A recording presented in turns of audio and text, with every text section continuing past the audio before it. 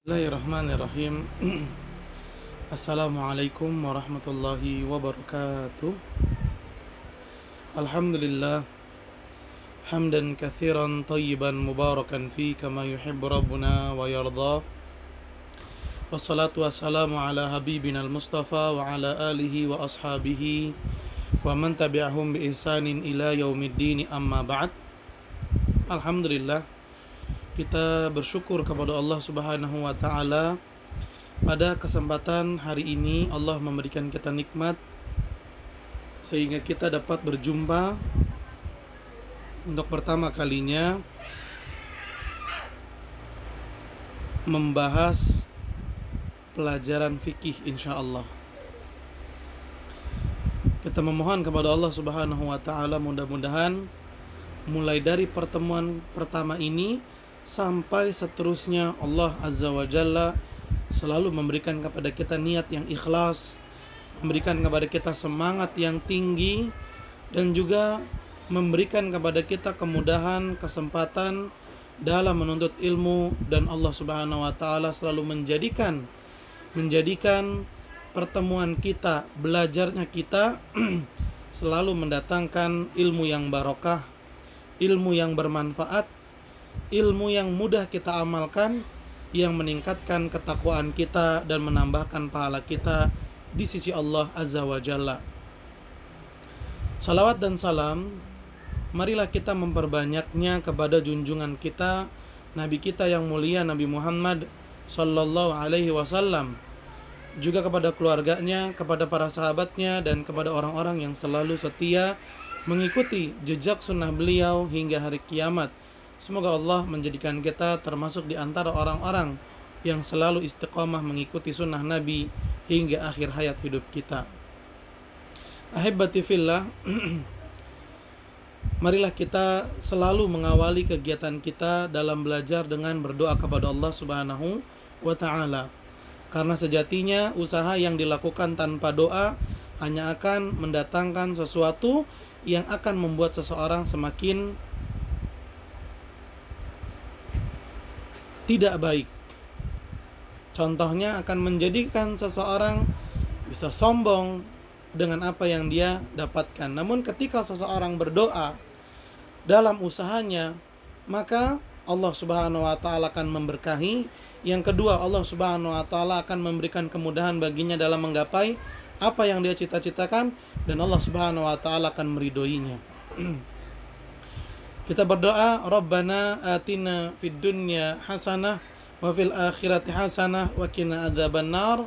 Rabbana zidna ilman warzuqna fahman. Allahumma 'allimna ma yanfa'una wanfa'na bima 'allamtana wa zidna ilman.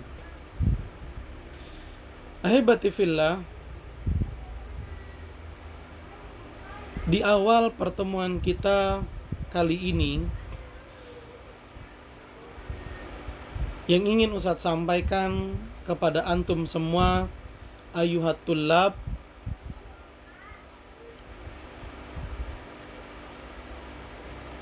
Ustadz ingin menyampaikan selamat bagi kalian telah menyelesaikan program i'dad al-lughawi selama 2 bulan lebih. Mudah-mudahan apa yang telah kalian pelajari selama itu mendatangkan manfaat, mendatangkan kemampuan berbahasa Arab yang menjadikan kita semakin bertakwa kepada Allah Azza wa Jalla. Oleh karena itu, ahibati fillah, agar apa yang telah kita pelajari selama masa i'dad lugawi kemarin itu terus bermanfaat, terus berkembang, maka hendaklah kita memurojaahnya, memurojaah apa yang telah kita pelajari, mengulang-ulangnya. Dan cara murojaah yang paling baik ialah dengan mempraktekannya. Karena ketika seseorang mengamalkan ilmunya, ilmu tersebut akan semakin bertambah, baik dari sisi ingatannya, Ilmu ketika diamalkan maka akan selalu diingat. Dan juga dari sisi jumlahnya, ilmu tersebut akan berkembang. Boleh jadi ketika seseorang mengamalkan ilmu yang dia dapat sesuai dengan pemahamannya, dia amalkan, ternyata ada yang keliru. Kemudian dia pun diberitahu yang benar oleh orang lain. Sehingga apa yang dia dapat dari ilmu tersebut, yang awalnya dia pahami ternyata salah, kemudian pemahamannya menjadi benar setelah dia mempraktekannya. Nah, ini penting nih, ahibati fillah. Bahkan ada pepatah yang mengatakan al-ilmu bila amalin kasyajarati bila thamarin. Ilmu yang dimiliki tetapi tidak diamalkan, maka ilmu tersebut bagaikan pohon yang tidak berbuah. Bayangkan ya, seseorang menanam pohon. Dari kecil dia tanam, dia siram, dia pupuk, dia rawat, dia siram, dia pupuk, dia rawat. Terus sampai itu pohon menjadi besar. Dan dia, orang yang menanamnya itu berharap supaya pohon yang dia tanam tersebut bisa memiliki buah. Namun ternyata pohon tersebut sudah sekian lama tetap tidak menghasilkan buah. Bagaimana perasaannya? Perasaan orang yang menanam pohon tersebut. Tentu perasaan orang yang menanam pohon tersebut akan kecewa. Bahkan mungkin dia akan berkata, nih pohon gak ada manfaatnya, sia-sia. Pohon tersebut tidak ada manfaatnya, pohon tersebut sia-sia. Sudah berkorban waktu, sudah berkorban tenaga, tapi tidak membuahkan hasil, sia-sia. Nah, begitu pula ahibati fillah. Ilmu yang dipelajari sekian lama, mengerahkan waktu dan tenaga serta konsentrasi, tapi kalau tidak diamalkan bagaikan pohon tadi, tidak menghasilkan buah. Oleh karena itu ahibati fillah, praktekanlah bahasa Arab yang telah dipelajari selama masa i'dad lugawi. Amalkan. Dan sungguh orang yang memiliki kemahiran bahasa Arab itu akan bertambah kemuliaannya. Bahkan ciri keislamannya semakin kental dalam diri orang tersebut. Ketika seseorang beragama Islam dan dia menguasai bahasa Al-Quran, maka dorongan untuk semakin menjadikan dirinya lebih taat itu akan semakin besar. Dan banyak sekali manfaat-manfaat yang akan didapat ketika orang semakin bertambah kemampuan bahasa Arabnya. Contoh ya, ini yang paling utama adalah ketika seseorang melaksanakan sholat. Yang dulunya ketika dia sholat mungkin dia cuma bisa mendengarkan bacaan imam, cuma bisa menikmati ya lantunan ayat suci Al-Quran yang dibacakan. Namun sekarang setelah dia menguasai bahasa Arab, semakin meningkat kekhusyuan dalam sholatnya. Kenapa? Karena yang dia simak, yang dia dengar dari lantunan ayat suci Al-Quran, bukan cuma dia bisa menikmati merdunya bacaan, tapi dia bisa mentadaburi apa yang dibaca oleh sang imam. Ini luar biasa. Makanya seorang sahabat yang mulia sampai berkata, ta'allamul arabiyyata fa innaha juz'un min dinikum. Belajar bahasa Arab karena bahasa Arab itu bagian dari agama Islam. Maka siapa yang memisahkan antara bahasa Arab dengan agama Islam, dia telah melakukan kesalahan yang besar. Ayo kita semangat, saling mengingatkan untuk berbahasa Arab. Apa yang sudah didapat, praktekkan. Mufradat yang sudah dihafal, praktekkan. Kaidah yang sudah dipahami, praktekkan. Niscaya 2 bulan lebih yang telah kita lewati akan menghasilkan manfaat yang besar. Taib, ahibati fillah. Kemudian yang ingin Ustaz sampaikan juga kepada kalian ayuhat tullab, Ustadz ingin bermuhasabah dengan kalian. Ya, kita coba merenungkan di zaman yang serba modern saat ini, di zaman yang teknologi semakin canggih, kita melihat banyak orang yang tujuan hidupnya justru hanya terpacu pada perkara duniawi. Hal itu bisa kita dapati ketika kita bertanya tentang cita-cita seseorang. Apa yang kamu cita-citakan? Kelak di masa yang akan datang kamu ingin jadi apa? Kebanyakan orang akan berkata cita-cita yang berkaitan dengan perkara duniawi. Saya ingin jadi dokter. Saya ingin menjadi muhandis. Saya ingin menjadi pilot. Saya ingin menjadi ini dan itu. Padahal Allah Subhanahu wa ta'ala dalam Al-Quran itu telah mendorong umat Islam untuk memiliki cita-cita yang lebih jauh dari hanya sebatas duniawi saja. Di mana Allah Subhanahu wa ta'ala berfirman di dalam surat Al-Imran ayat 133. Wasari'u ila magfiratim min rabbikum wa jannah arduha samawati wal ardu uiddat lil muttaqin. Allah Subhanahu wa ta'ala mengajarkan kepada kita umat Islam untuk memiliki cita-cita yang lebih tinggi. Apa kata Allah dalam surat Al-Imran ayat 133? Dan bersegeralah kamu kepada ampunan Allah. Cepat-cepatlah kamu untuk menggapai ampunan Allah. Dan bersegeralah juga kamu untuk menggapai surganya Allah.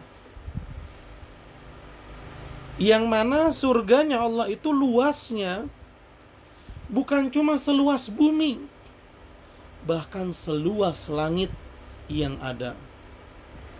Luasnya luar biasa, ahibati fillah.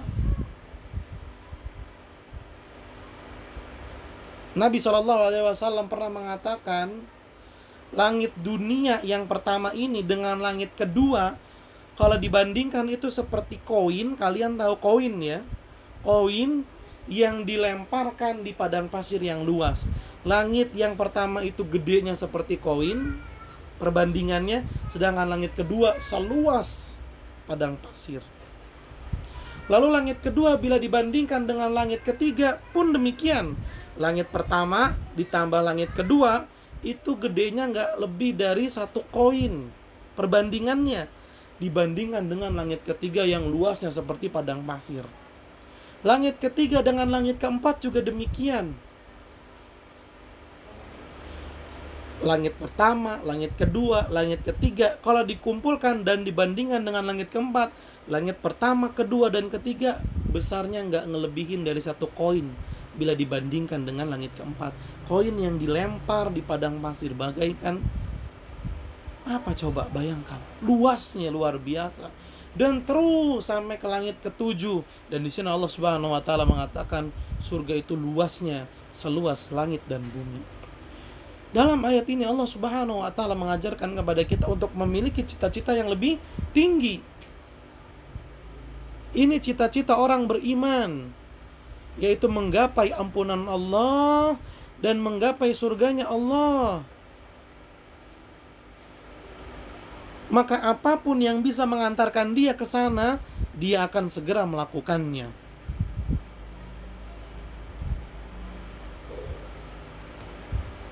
Ahibati fillah, pernah suatu ketika Rasulullah SAW bertanya kepada seorang sahabat bernama Rabi'ah bin Ka'ab al-Aslami. Rasulullah SAW bertanya kepada Rabi'ah bin Ka'ab al-Aslami, wahai Rabi'ah, mintalah kepadaku. Maksudnya, wahai Rabi'ah, apa cita-cita kamu? Gampangnya seperti itu. Wahai Rabi'ah, apa cita-cita kamu?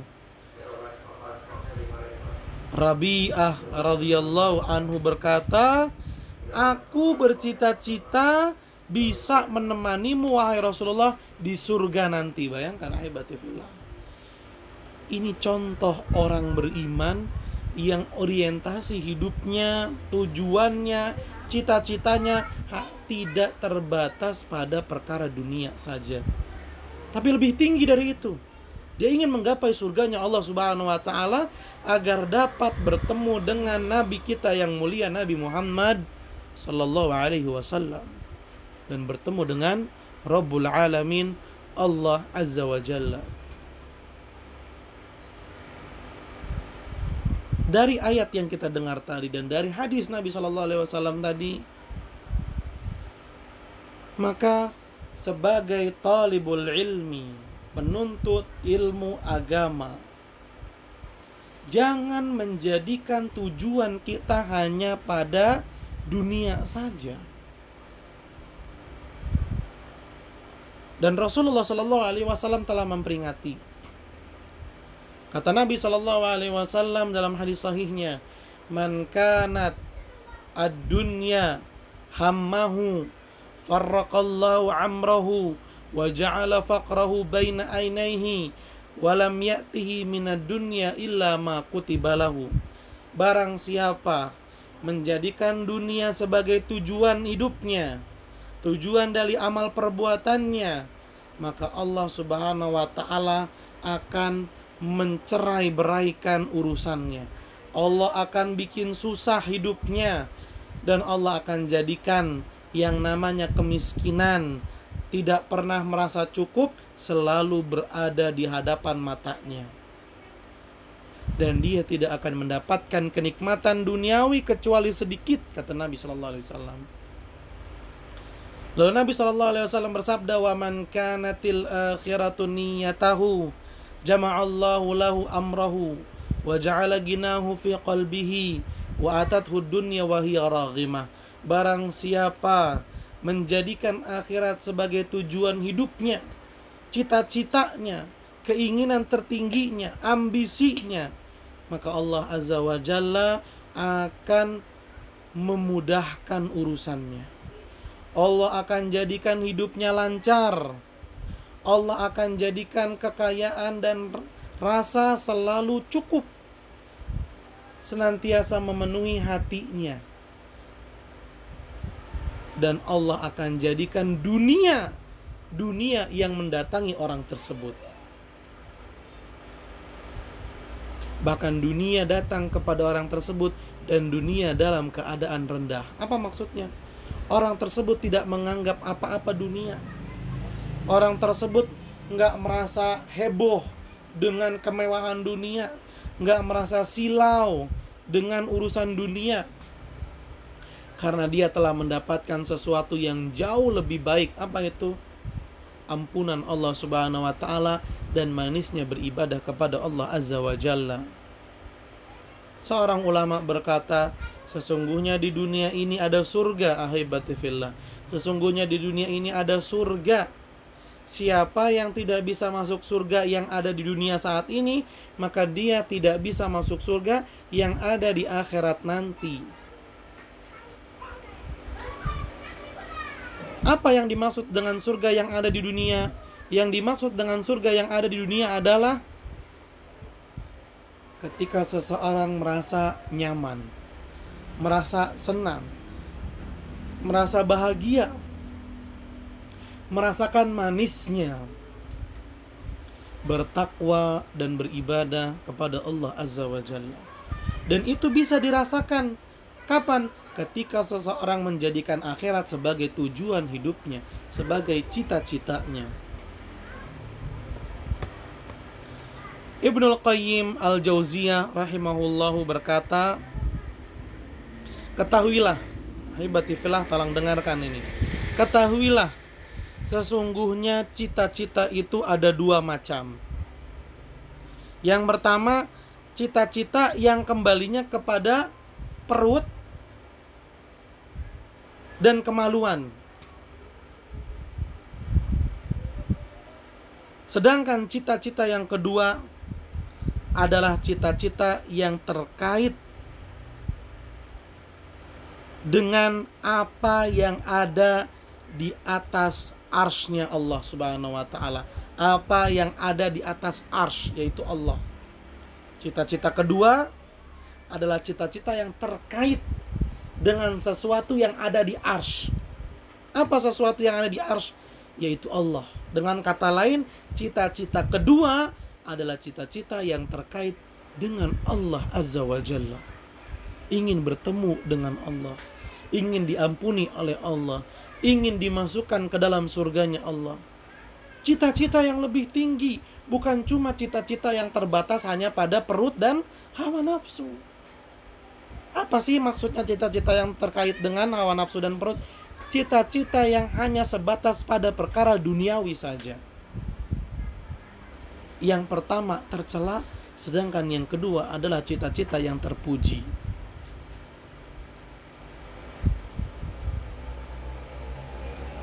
Oleh karena itu, ahibati fillah, hendaklah seorang penuntut ilmu ia memiliki cita-cita yang tinggi dalam belajarnya. Dia mengharapkan dari belajarnya itu ampunan dari Allah.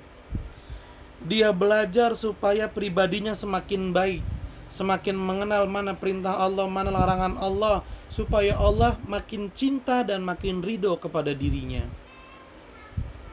Jadikanlah cita-cita kita itu tergantung dengan Allah Azza wa Jalla. Jangan jadikan cita-cita kita hanya sebatas pada perkara duniawi saja. Dan ingat ahibati fillah, siapa yang menjadikan cita-citanya itu terkait dengan Allah, maka semangatnya dalam menuntut ilmu, semangatnya dalam belajar akan terus berkobar dan tidak pernah terhenti. Contohnya adalah Imam Ahmad, salah seorang dari 4 imam besar. Suatu ketika beliau sedang membawa-bawa alat tulis, padahal saat itu usianya sudah tidak muda lagi. Beliau sudah beruban, sudah kelihatan tua. Salah seorang pun bertanya kepada Imam Ahmad, "Wahai Imam," kalau zaman sekarang mungkin bicaranya Pak Kiai, "sampai kapan engkau belajar? Dirimu sudah tua." Apa kata Imam Ahmad? Belajar itu mulai dari digendong oleh sang ibu sampai masuk ke dalam liang lahat, dengan perkataannya yang terkenal, minal mahdi ilal lahdi, minal mihbarah ilal maqbarah. Semangat belajar yang tinggi sekalipun usia sudah tidak muda lagi. Dan itu bisa didapat, bisa dimiliki ketika cita-cita yang ada di dalam hati terkait kepada Allah Azza wa Jalla. Maka sebagaimana Allah Subhanahu wa ta'ala berfirman di dalam surat Al-Mutaffifin ayat 26, "Wa fi dzalika falyatanafasil mutanafisun." Dan untuk yang demikian itu, hendaknya manusia saling berlomba-lomba. Berlomba-lombanya kita dalam urusan akhirat,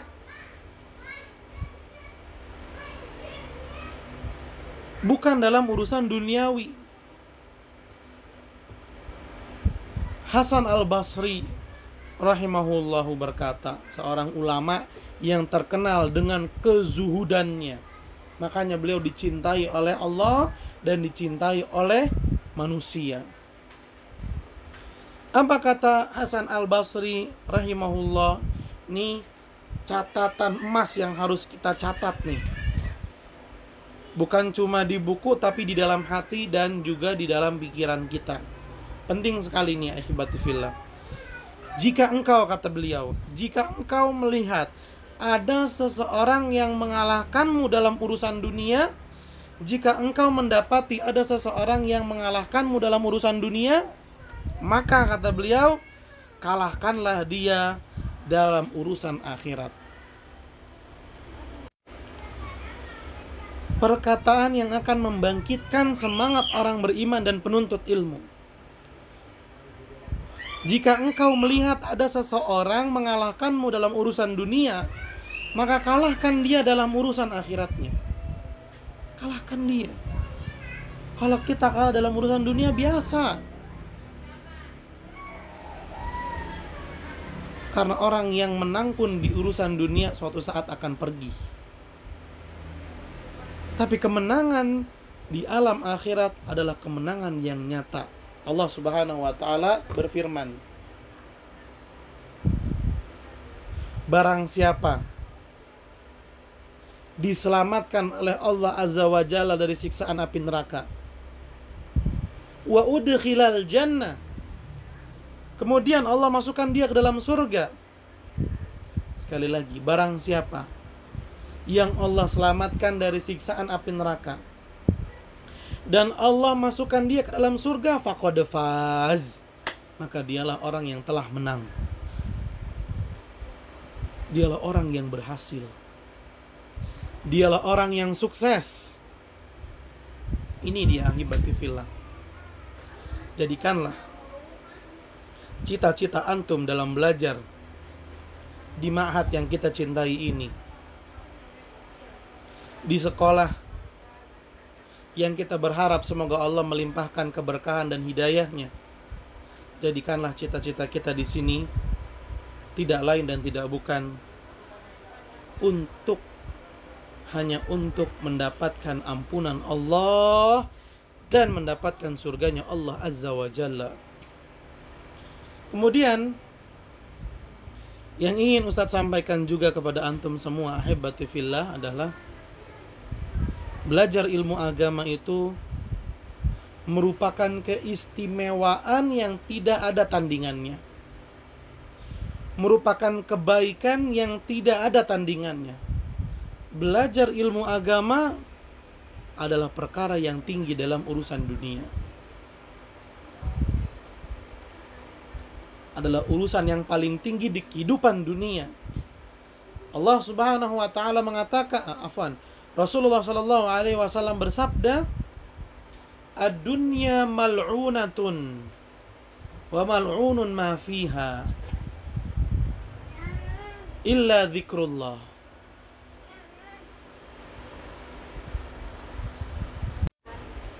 Wa ma wala au alimun wa muta'allimun. Kata Nabi sallallahu alaihi wasallam, dunia itu tercela. Enggak ada yang terpuji di sisi Allah Subhanahu wa taala dalam urusan dunia, enggak ada. Dunia itu tercela dan semua yang ada di dunia ini semuanya tercela.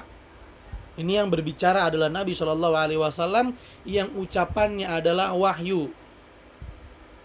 Wa ma yantiqu 'anil hawa in huwa illa wahyu yuha. Nabi SAW tidaklah berbicara dari hawa nafsunya. Apa yang beliau ucapkan adalah wahyu dari Allah Subhanahu wa taala. Kata Nabi SAW, dunia itu tercela, dunia itu terlaknat, dan semua yang ada di dunia juga terlaknat dan tercela kecuali 4 perkara. Kecuali 4 perkara. Yang pertama, zikrullah, berzikir kepada Allah Azza wa Jalla. Yang kedua, wa ma wala, mengerjakan amalan yang dicintai oleh Allah Subhanahu wa taala. Yang ketiga, au alimun, orang yang berilmu agama. Wa muta'allimun, dan orang yang menuntut ilmu agama. Ahibati fillah, maka hendaklah kita selalu bersungguh-sungguh dalam menuntut ilmu agama. Jangan kita merasa diri kita itu tidak berharga. Saya masuk pesantren, nanti masa depannya jadi apa? Teman-teman saya Masya Allah nih, ada yang masuk sekolah ya, yang nanti pada saat kuliah bisa masuk ke militer, pada saat kuliah nanti bisa masuk ke pelaut, bisa jadi pilot. Saya belajar ilmu agama. Saya mau jadi apa? Ahibati fillah. Orang yang menuntut ilmu agama, maka kelak dia akan menjadi penyambung risalah Nabi SAW. Penyambung untuk menyebarkan dakwahnya Nabi SAW. Profesi terbesar dalam dunia, yaitu menyebarkan risalah Allah Azza wa Jalla. Kenapa? Karena orang yang menyebarkan dakwah Nabi SAW, mengajak orang lain untuk beribadah kepada Allah Subhanahu wa taala, memberikan contoh yang baik, maka orang seperti ini akan terus hidup walaupun jasadnya sudah meninggal. Maksudnya apa? Kebaikannya terus mengalir, pahalanya terus mengalir tanpa terputus walaupun jasadnya sudah tertimbun tanah. Nabi SAW bersabda, apabila seseorang meninggal dunia, maka amal ibadahnya terputus. Dia udah gak bisa lagi beribadah, artinya dia sudah gak bisa lagi dapat pahala. Kecuali dari 3 perkara, maka orang yang meninggal masih bisa dapat pahala. Salah satunya adalah ilmu yang bermanfaat. Ilmu yang diajarkan kepada orang lain kemudian diamalkan. Ilmu yang dia dakwahkan kepada orang lain kemudian diamalkan. Ilmu-ilmu tersebut akan menjadikan dirinya terus hidup. Seperti Imam Bukhari. Ratusan tahun beliau sudah meninggal, tapi namanya selalu wangi. Disebut dalam setiap majelis ilmu, disebut dalam setiap kajian, seolah-olah orangnya masih ada. Rawahul Bukhari. Hadis ini diriwayatkan oleh Imam Bukhari. Seolah-olah orangnya masih ada, padahal sudah meninggal ratusan tahun yang lalu.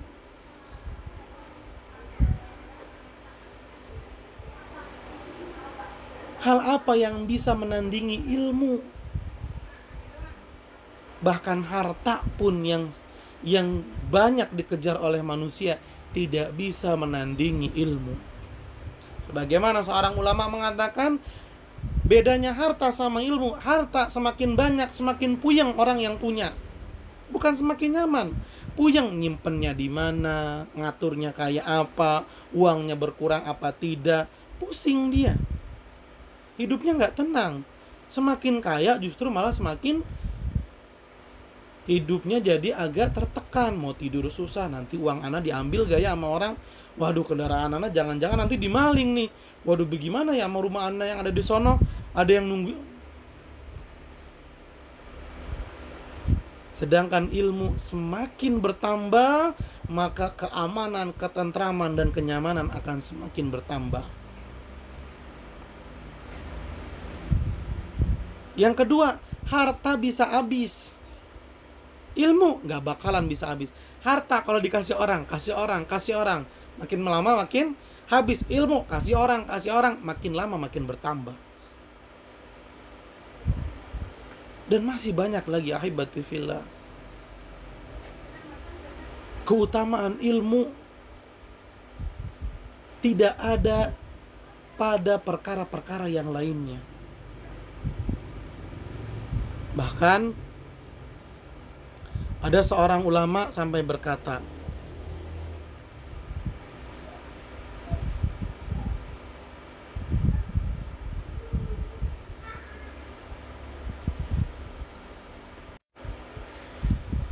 Ibnul Qayyim rahimahullah berkata, walau lam yakun fil ilmi illal qurba min rabbil alamin waltihaqo bi alamil malaikati wa suhbatal mala'il a'la lakafa bihi fadlan wa syarafan fakaifa wa izzud dunya wal akhirati manutun bihi wa masyrutun bihusulihi. Lihat, kata Ibnul Qayyim rahimahullahu berkata, seandainya keutamaan ilmu cuma mendatangkan kedekatan seseorang kepada Rabbul Alamin, kepada pemilik alam semesta. Kalau ilmu itu cuma mendatangkan dekatnya kita dengan pemilik alam semesta, yaitu Allah Azza wa Jalla, dan dekatnya kita dengan para malaikat, serta kita akan berteman dengan penduduk langit, maka itu sudah cukup.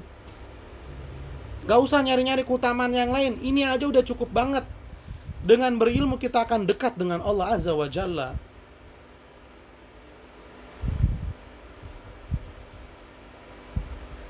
Lalu beliau mengatakan, apalagi ya, keutamaan ilmu ini apalagi dengan ilmu ya, kemuliaan dunia dan kemuliaan akhirat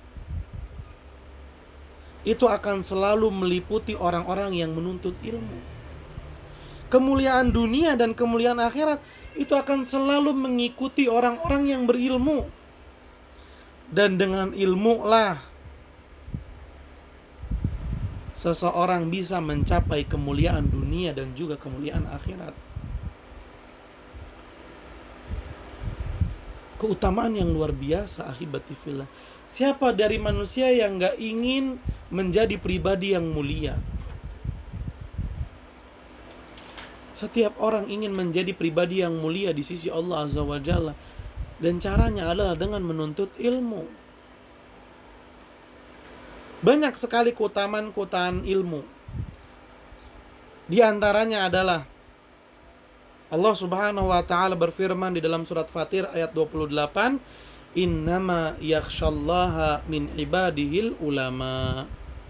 Sesungguhnya yang takut kepada Allah di antara manusia hanyalah orang yang berilmu. Orang semakin berilmu semakin takut sama Allah. Semakin takut sama Allah semakin berkah hidupnya. Kenapa? Dia cuma mau mengerjakan perintah Allah dan pasti akan menghindari larangan Allah. Perintah yang Allah Subhanahu wa ta'ala tetapkan, kalau kita lakukan, manfaatnya kemana?